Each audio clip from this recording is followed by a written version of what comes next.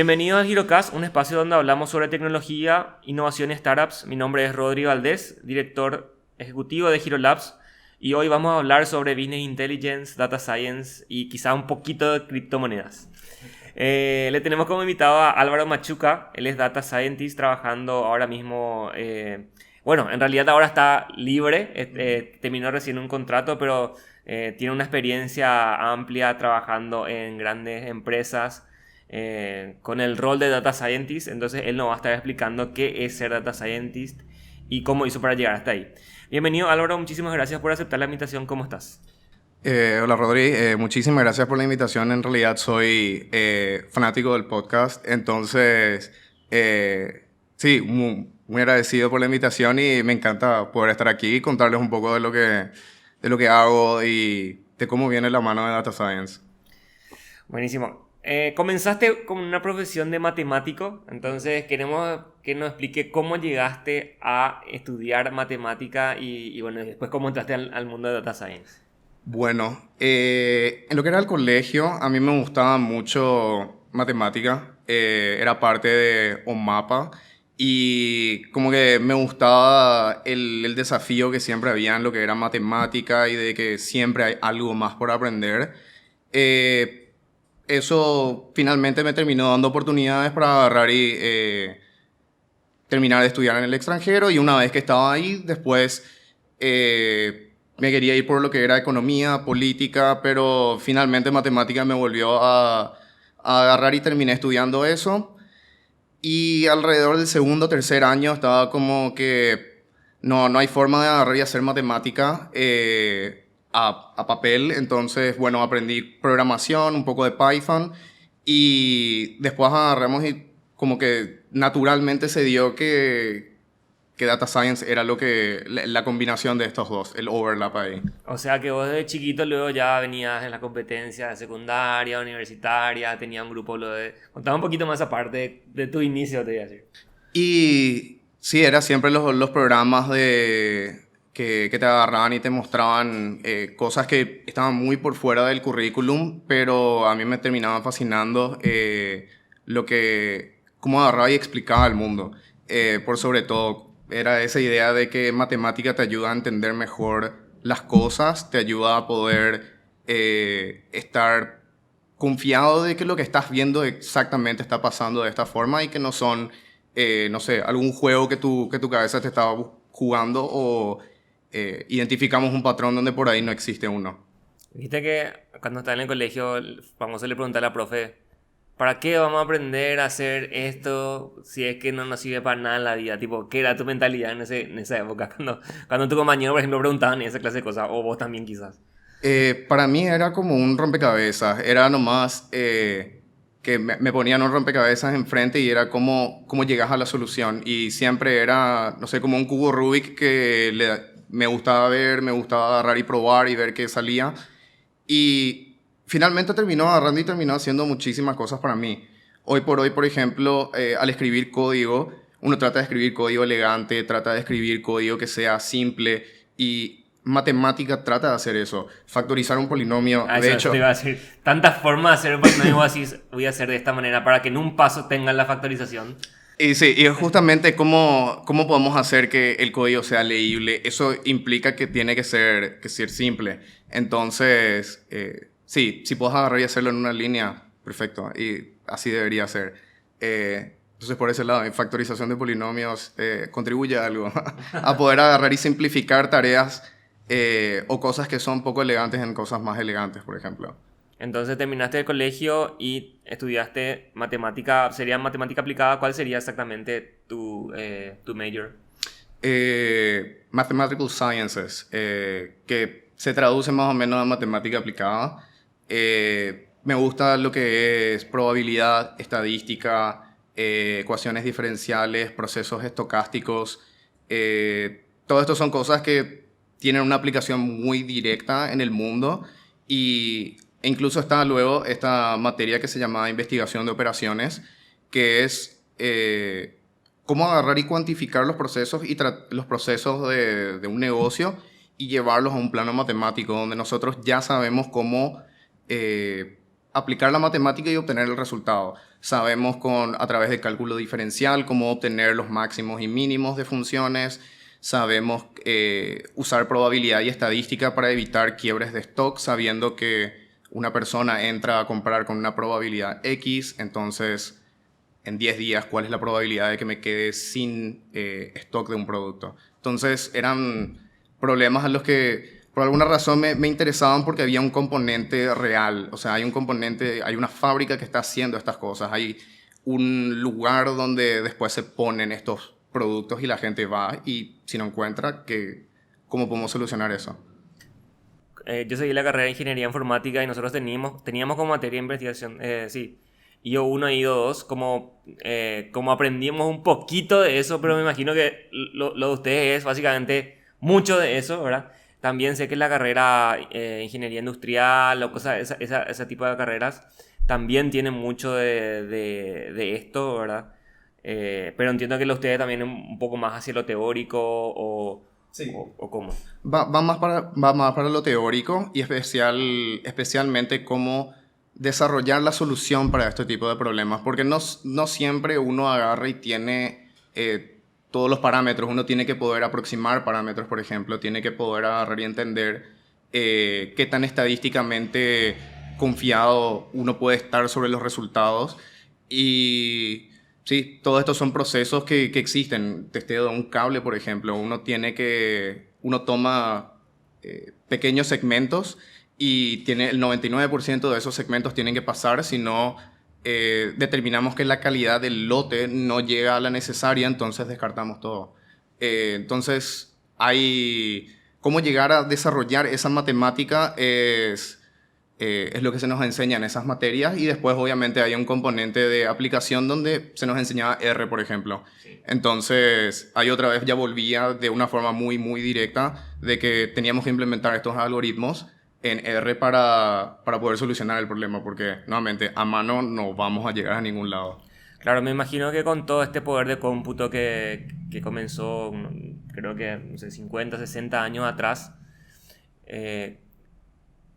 estos teoremas matemáticos y estas cosas que de repente no se podían calcular, se empezaron a poder calcular. Entonces, cada vez más la matemática está ligada a lo que es el poder de cómputo que tenemos hoy en día, ¿verdad? Sí, o sea, de hecho, cualquier sistema de recomendación, una de las formas más fáciles de crear un sistema de recomendaciones es a través de lo que se llama una sparse matrix o tener una matriz gigantesca en donde la mayoría de lo que tenés ahí es ceros.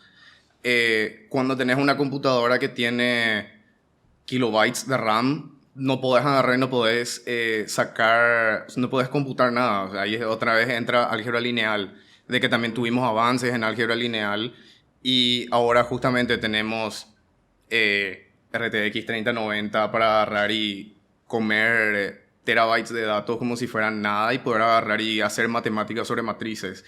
Entonces, tenés por un lado que existe el hardware y tenés por otro lado que tenemos implementaciones eficientes de esos algoritmos sobre este hardware que cada vez estamos tratando de optimizar incluso más, porque ahora mismo poder agarrar y computar cosas te da inteligencia y esa inteligencia se traduce en más ventas, en un mejor algoritmo que finalmente termina capturando mayor porcentaje del mercado porque tu algoritmo es superior. Entonces hay algo tangible en agarrar y tener los mejores algoritmos. Estuvimos hablando hace poco con una chica que también fue invitada nuestra acá, que era ajedrecista, es ajedrecista y que bueno, está dentro del grupo olímpico de ajedrecistas del Paraguay y nos comentaba también bueno, de cómo ahora la máquina cada vez más ya puede anticipar las jugadas con 2 o 3 hasta inclusive 10 veces antes de que el oponente humano lo descubra, que eso tiene que ver mucho también ya con otras ciencias, ¿verdad? Como tiene que ver con machine learning y cosas así que otra vez mezclado con todo esto del modelo de datos pueden ir aprendiendo básicamente las máquinas.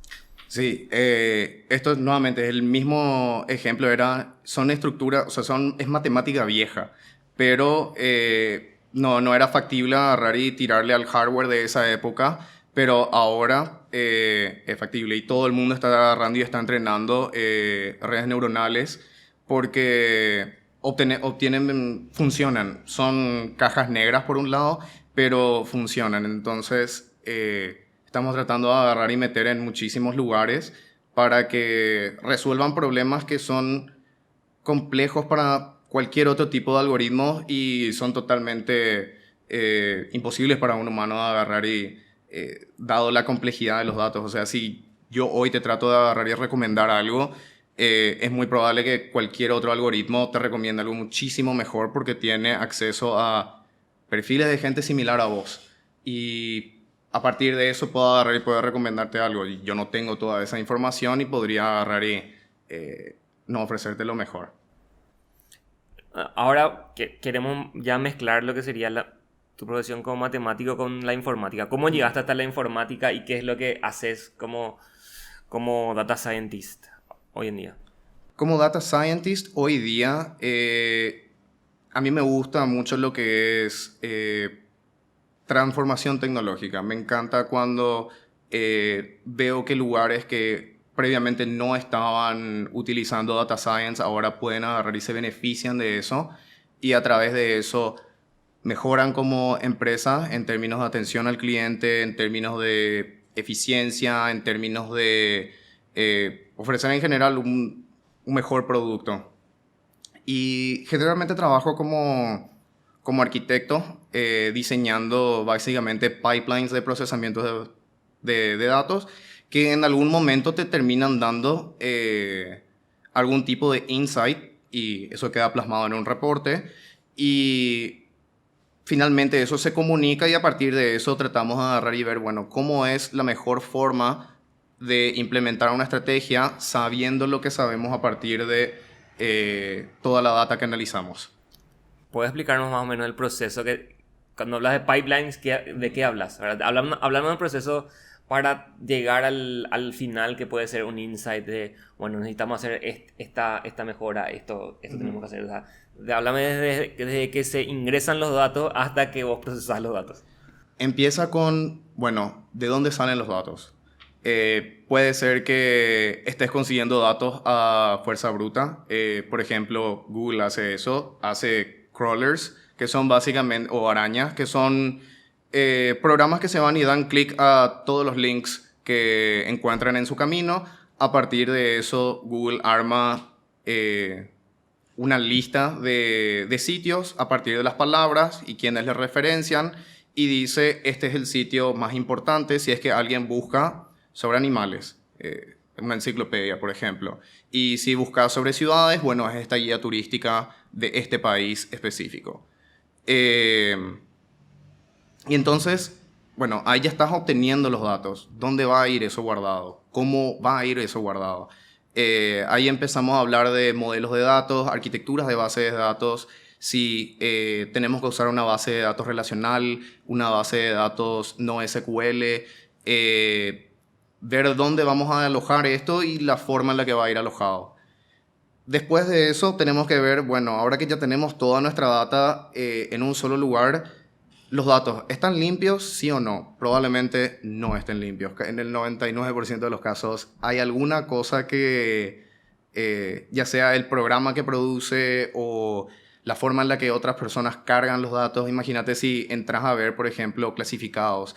La gente carga clasificados de la forma que quiere. Entonces, ¿cómo agarrar y poder ir sacando lo que es verdaderamente importante y limpiar esos datos? Una vez que ya están limpios, creamos un algoritmo que se encarga de agarrar y procesar y de alguna forma tratar de agarrar y responder una pregunta que puede ser desde qué tipo de persona consume esto, cuál es la forma más eficiente de hacer esto. Elegimos una técnica, implementamos la técnica, tenemos los resultados al final, esos resultados tienen que pasar por un proceso de interpretación, probablemente después queramos graficar esto y finalmente un reporte que trate de contar una historia. No que sea, o sea, existen también los reportes técnicos, pero finalmente te quiero agarrar y te quiero contar una historia y que vos quedes convencido porque hay data sólida detrás. Mi historia es puramente algo ilustrativo que por ahí te cuenta el viaje de una persona, pero esa es una persona promedio a la cual llegamos a través de los datos. Ahora voy a tratar de desenglosar ese proceso que me contaste, o sea, haciéndote preguntas en cada una de las etapas, ¿verdad? Sí. Entonces, supongamos que yo soy un supermercado o un mini super, ¿verdad? Tengo dos problemas. Primero, el problema es que tengo un sistema en el que normalmente te habrá pasado cuando te vas a algún lugar, te quieren registrar, ¿verdad? Te piden nombre, apellido, ¿verdad? Y hay unos miles de campos que vos ves que la cajera tiene, pero que nunca completa, ¿verdad? Entonces ella hace la carga ahí y tiene tu nombre, tu apellido, tu RUC quizás, pero le falta un montón de información que de repente es importante para vos. Entonces eso es una fuente de información, ¿verdad? Tenés otra fuente de información, quizás uno de los locales que de estos mini supers no está informatizado, por lo cual todas las facturas están impresas o están en una planilla, ¿verdad? O de repente, me imagino una empresa de seguridad que tiene que anotar a mano todas las personas que entran y que salen del edificio. Entonces tienen eso en su planilla, ¿verdad? Obviamente que eso puede ser una planilla, como me imagino que ustedes inclusive pueden recibir información de una cámara de seguridad que hace detección facial y te puede decir la edad o la altura o la temperatura, ahora que se mide temperatura también con las cámaras de las personas que entran o qué sé yo, qué otra información más, ¿verdad? Esos son todos inputs que llegan. ¿Cómo vos recolectás todos estos inputs que vienen de diferentes formatos, de diferentes lugares, en diferentes etapas, en diferentes tiempos también? Primero que nada, todo empieza tratando de concebir el objetivo. ¿Qué es la pregunta que yo quiero agarrar y quiero responder? Si vos me agarrás y me decís, bueno, quiero agarrar y quiero saber la altura promedio de la persona que pasa frente a mi local. Bueno, ¿qué datos tenemos a disposición? Me decís que por ahí tenemos una cámara de seguridad. Otra pregunta puede ser, quiero agarrar y quiero subir el consumo promedio del ticket de la persona que pasa por el supermercado. Entonces ahí estoy agarrando y mi proceso va a ser otro. Va a agarrar y voy a estar pensando, bueno, tengo que agarrar y si quiero predecir precios, bueno, una cantidad, como diría, un decimal, por ejemplo. Entonces debería usar una regresión. Bueno, una regresión puede ser lineal. Bueno, ¿se aplica lineal a este caso? Sí, no. Bueno, ¿cuál sería la implementación? Y ahí ya estoy armando así en mi cabeza, dado el problema, trato de agarrar y trato de buscar la data que me ayude a responder esa pregunta. Entonces, sí, es un problema cuando esa data no existe o está mal cargada. Siempre pasaba que le ves a la gente que tiene un formulario, carga los campos requeridos y después enter, enter, enter, enter, enter, enter.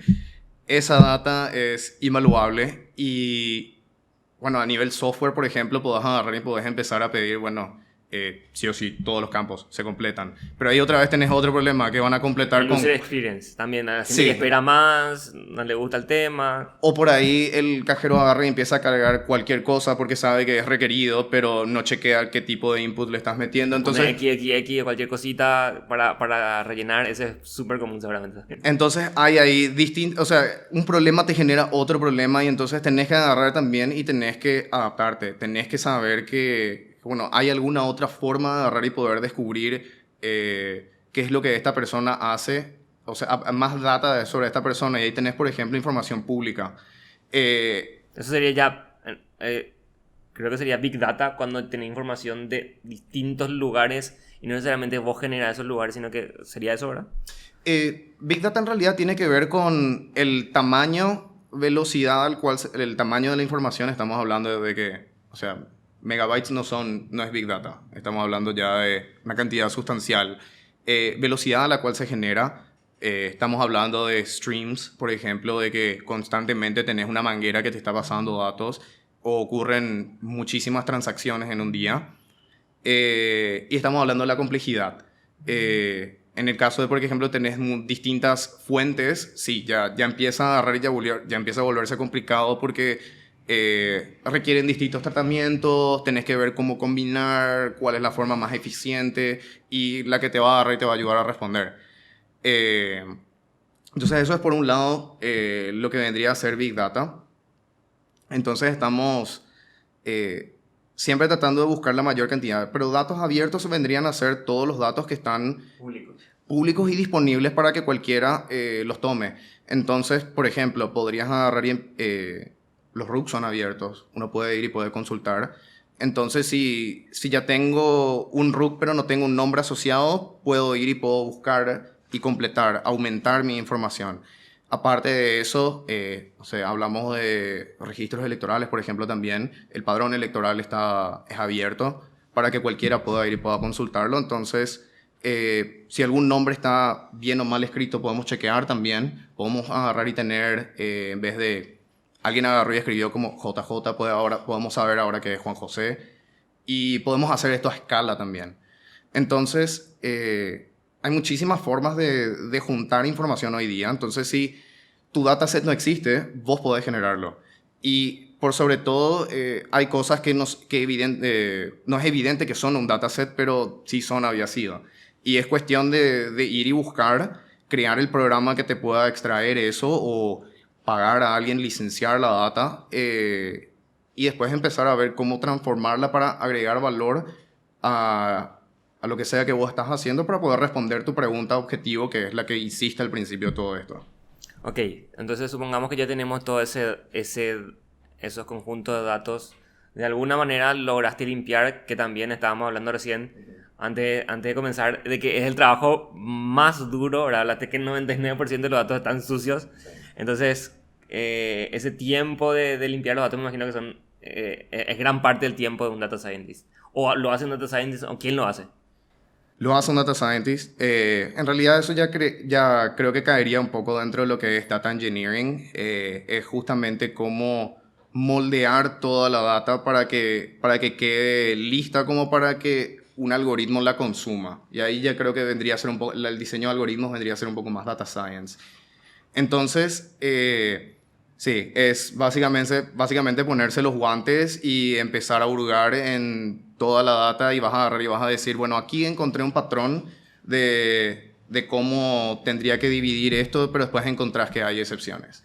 Decís, vamos a agarrar y vamos a ver fechas, las fechas no están estandarizadas.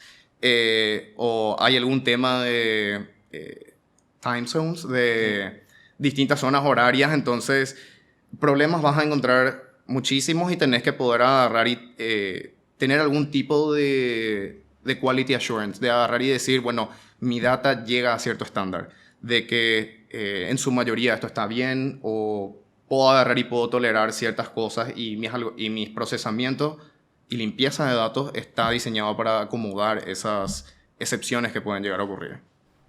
Ok, entonces ya hiciste todo eso y ahora me mencionaste que hay técnicas o métodos para procesar estos datos y llegar a un insight o a un reporte, ¿verdad? ¿De qué técnica hablamos ahí? Hablamos tenés técnicas, como por ahí decirlo, clásicas, que, por ejemplo, estoy tratando de optimizar una función. Yo sé que mientras más personas arrojo al problema, mi producción sube. Pero después llega un momento en el que el hecho de que haya muchas personas empieza a agarrar y empieza a estar muy ocupado el lugar, hay gente que ya empieza a chocar unos contra otros. Entonces, agregar una persona al problema hace que mi ganancia marginal empiece a bajar. Entonces... Estamos hablando de un local. O sea, yo puedo meter... Hasta 100 personas puedo meter en este súper y más de eso ya es pérdida para mí. O estoy agarrando y estoy construyendo un edificio. Si pongo una persona más, eso es una persona más que está ayudando a hacer las cosas. Pero llega un momento en el que empiezan a entorpecerse el uno al otro. Entonces, ¿cuál es el número óptimo de gente en el cual yo estoy maximizando la cantidad de trabajo que estoy haciendo y al mismo tiempo estoy minimizando la cantidad de accidentes o de tiempo que las personas están sin tener un trabajo? Entonces ahí, por ejemplo, bueno, yo sé que si agarro y busco esto como una función, cálculo diferencial me ayuda ahí a resolver esto. Por ejemplo, otro tipo de problema podría ser, tengo algo que no tiene que fallar. O, por ejemplo, transformadores. Coincidentemente, por ahí un tema que ahora están muy... Transformadores eléctricos, hablas. Transformadores eléctricos. Grande. Sabemos que si llega a capacidad o sabemos que pueden agarrar y pueden ocurrir apagones con cierta probabilidad, bueno, ¿cómo puedo yo distribuir mis recursos de forma eficiente sabiendo las probabilidades de que de que la luz se corte en un lugar, por ejemplo? Entonces, un problema, siguen siendo todos estos problemas de optimización, pero el enfoque y la forma en la que uno piensa sobre el problema informa qué herramienta voy a salir a buscar. Y tenemos analítica en el sentido de que derivamos la solución y la solución puede ser una ecuación. Tenés métodos probabilísticos en el cual yo trato de agarrar y decirte al final del día una probabilidad.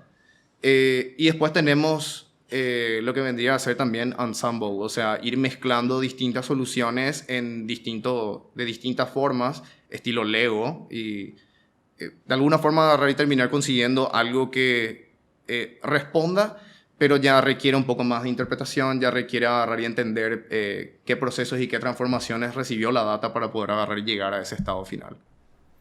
Y una vez que tenés, o sea, lo que fue importante para mí es lo que dijiste al comienzo, de que tenés que tener bien claro cuál es la pregunta, ¿verdad? Sí. Creo que hay una frase de Einstein que dijo, si es que me dan 60 minutos, yo voy a dedicarle 55 minutos a saber cuál es realmente el problema y 5 minutos a resolverlo, ¿verdad? Uh-huh. Entonces, me imagino que a partir de eso va surgiendo todo, ¿verdad? Uh-huh. Y cuando llegas, en realidad, como que a partir del problema o de la pregunta, armas todo tu proceso, ¿verdad? Ahora ya estamos en el momento en el que tenemos que responder la pregunta, ¿verdad? Y tenemos el resultado, ¿verdad? Uh-huh. Entonces, eso me imagino que es el reporting en la forma en que mostras ese resultado a la pregunta que hiciste de un inicio, ¿verdad?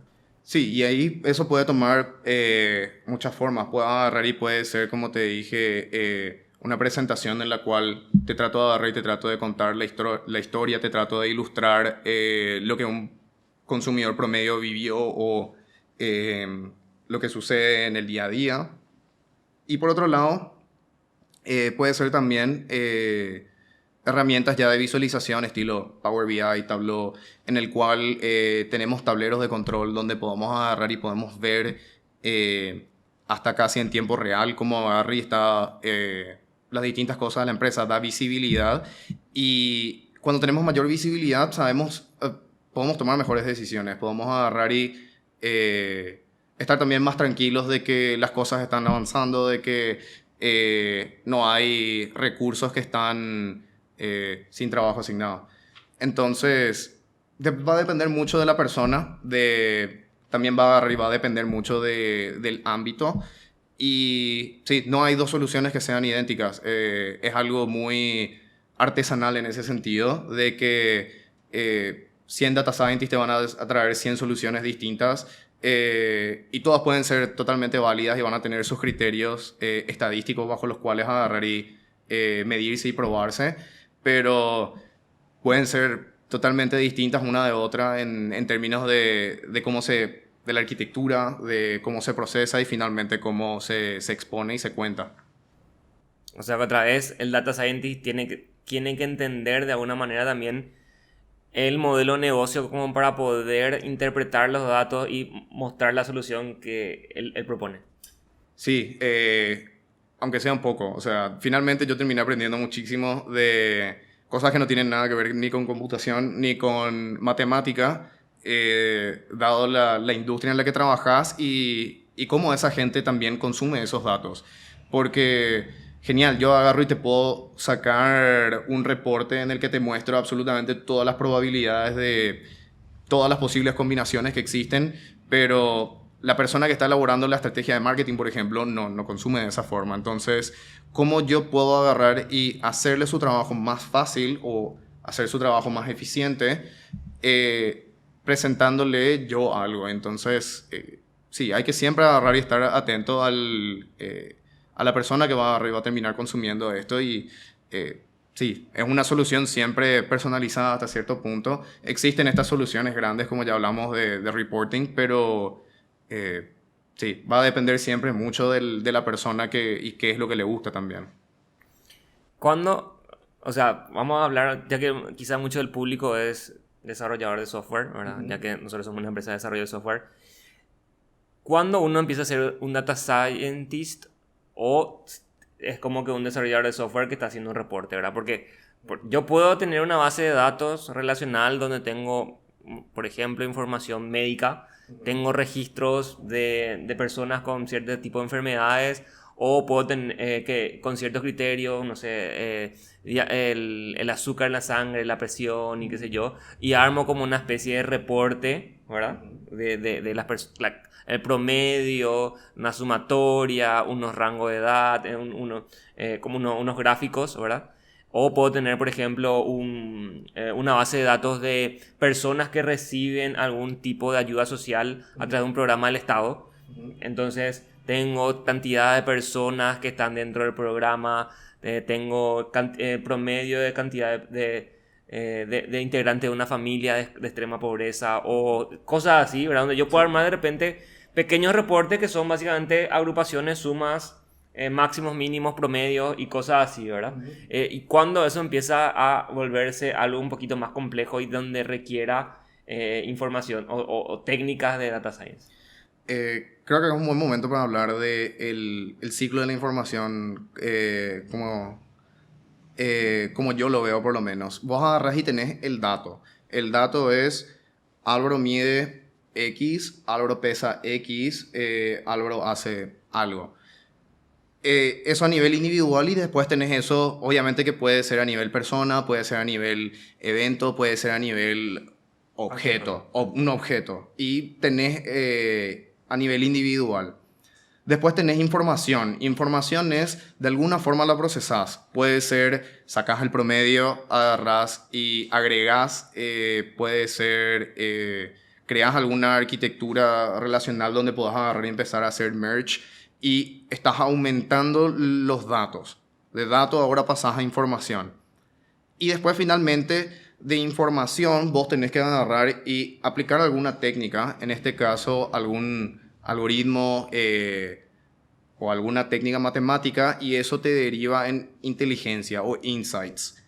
Eso es lo que finalmente uno en realidad está buscando. Uno quiere agarrar y quiere decir, bueno, ¿cómo puedo vender más? ¿A quién le tengo que vender? Quiere esa respuesta. Okay. O sea que no es solamente información, uno tiene que crear conocimiento. Conocimiento, sí. Eso es lo que todo el mundo quiere. La gente dice información es poder y cierto, pero información procesada que después agarras y terminas metiendo en alguna otra, a partir de otra técnica, obtenés conocimiento nuevo. Conocimiento es poder. Tener la información, genial, o sea, es un componente esencial, pero el conocimiento es el que te ayuda a responder la pregunta. Y una vez que agarras y generas nuevo conocimiento, vos actúas sobre este conocimiento. Y eso te genera más data a futuro sobre la cual yo puedo agarrar y después decir, bueno, ¿funcionó? ¿Mi hipótesis estaba correcta o no? Si yo quería vender más y me dijeron que tenía que venderle a este grupo, hice una campaña de targeting para tratar de acercarme a ese grupo de consumidores y terminaron comprando más, sí o no. Puedo hacer A/B testing, puedo agarrar y mostrarle al 50% sí, al otro 50% no. ¿Hay alguna diferencia que yo veo entre estos dos grupos? Si veo que existe una diferencia, es estadísticamente significativa, genial. Acabo de descubrir algo que probablemente mi competencia no sabe, ahora yo tengo la ventaja. Y ahora, yo ya sé que esta estrategia funciona. ¿Puedo diseñar estrategias similares que me ayuden a agarrar y capturar otros públicos? ¿Cómo puedo yo agarrar y seguir expandiendo mi market share a partir de nuevo conocimiento que el resto no tiene y que yo puedo agarrar y empezar a meter dentro de mi empresa para hacerme o más eficiente yo mismo o para ganar y competir en el mercado contra el resto? Entonces, tener la data no es suficiente, no es nada recién. No. O sea, es como tener un diamante en bruto. Tipo, si no lo trabajas, es nada, o sea, no vale nada. Tu data vale absolutamente cero hasta que agarras y limpias. Si está en un bibliorato, genial, o sea, está ahí la data, pero no tengo forma de agarrar y hacer un query, por ejemplo. Entonces, bueno, eso requiere que esté en una base de datos. Está en una base de datos, pero está sucia. Y volvemos a todos estos problemas que te estaba comentando. Mientras que esté sucia, yo no puedo procesar. Entonces tengo que limpiar. Una vez que está limpia, necesito poder agarrar y hacer algo, hacer query de forma eficiente, por ejemplo. Y mientras que no lo haga, hacer un query me tome un día, entonces sigue sin valer nada mi data porque el proceso de analizarla incluso ya es imposible. Entonces vale 0, 0, 0, 0. El día que todas las condiciones que mencioné se cumplen, tu data empieza a valer muchísimo. Y todos los beneficios subsecuentes son por economías de escala, porque tus costos marginales caen, porque vos podás agarrar y aprovechar tus datos de una forma que por ahí tu competencia no puede. O sea que para las empresas que quieren empezar a implementar Data Science dentro de su negocio, esto es una inversión que no es que ven esto a corto plazo, sino que hay una inversión de quizás meses de trabajo de preparar el dato hasta tener los primeros insights del negocio. Sí, totalmente. Pero todo esto otra vez condicional de que se tenga claro qué es lo que se está buscando. Ok, Porque, o sea que eso es clarísimo. sí, Si no sabe, o sea, al pedo va a preguntar datos, al pedo va a tener los datos, al pedo va a limpiar, al pedo va a hacer todo ese trabajo si no sabes qué es lo que querés preguntarle a esos datos. sí, porque si vos me agarrás y me decís hacer mejor la empresa, no, es una pregunta demasiado abierta que tiene que ser, bueno, ¿cómo agarramos y mejoramos retención de usuario? ¿Cómo agarramos y entendemos que está segmentado el público que consume nuestros productos? Tiene que ser clara, tiene que ser también comprobable. Yo te puedo agarrar y te puedo decir si es cierto, no es cierto.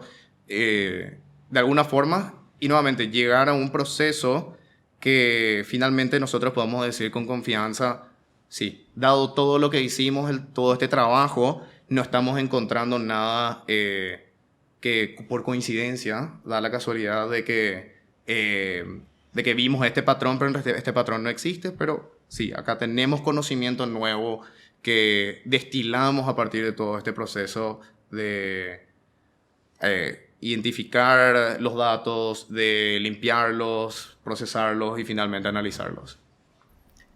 No, nos hablamos de criptomonedas hoy, pero bueno, yo creo que vamos a tener que pasarlo para otro día. Realmente muy interesante todo lo que nos contaste, Álvaro. También esto da muchísimo para hablar. Es como que queremos solamente dar o sea, mostrar la puntita del iceberg, ¿verdad? Y me imagino que hay un montón de empresas que van a estar interesadas en esta clase de servicio cada vez más. Te hablaba hace un ratito. Esto es está siendo aplicado normalmente en empresas grandes que tienen un montón de datos ya acumulados, sí. Y que, por ejemplo, telefónicas, estamos hablando de bancos, de repente grandes cadenas de retail, ¿verdad? Entonces, sí. Que son los principales usuarios. Pero me imagino que cada vez más un negocio tradicional va a estar necesitando esta clase de soluciones. Sí, totalmente. O sea, incluso desde el punto de vista de si mi competencia adopta esto y yo no estoy adoptando, me estoy quedando atrás. Y hay esa necesidad de transformación digital, de agarrar y llegar a los consumidores. Incluso nos volvimos más demandantes. Ahora, si Netflix no funciona 5 minutos, automáticamente desuscrito, ya odio Netflix y me voy a quejar en internet. Entonces, nuestros estándares de productos de recomendación, nosotros queremos que Spotify en serio nos esté tirando buena música. Si nos tira algo que no nos gusta, ¿para qué estoy pagando? Si Google agarra y no me está dando los buenos resultados, voy a agarrar y voy a pasarme a otro buscador. Aunque, bueno, la verdad que Google por ahí es un mal ejemplo, es muy dominante. ¿Por qué no? O sea, todas las empresas tienen un inicio y un fin. O sea, que no podemos decir que Google va a estar ahí para siempre tampoco. Quizás es un gigante que aparezca en los próximos años, no sabes. Y así, buenísimo. Muchísimas gracias, Álvaro, por haber aceptado la invitación. Antes de terminar, quiero invitar de nuevo a todos que nos sigan escuchando y que se pueden suscribir al canal de Google y Apple Podcast. También estamos en Spotify. Queremos invitarles a que se suscriban también a nuestro newsletter y que nos sigan leyendo en el blog de Hero Labs, donde seguimos contando todo lo que hacemos dentro de la empresa. Entonces, muchísimas gracias por aceptar la invitación y seguramente vamos a seguir hablando a lo largo. Muchas gracias. Bueno, hasta luego, nos vemos.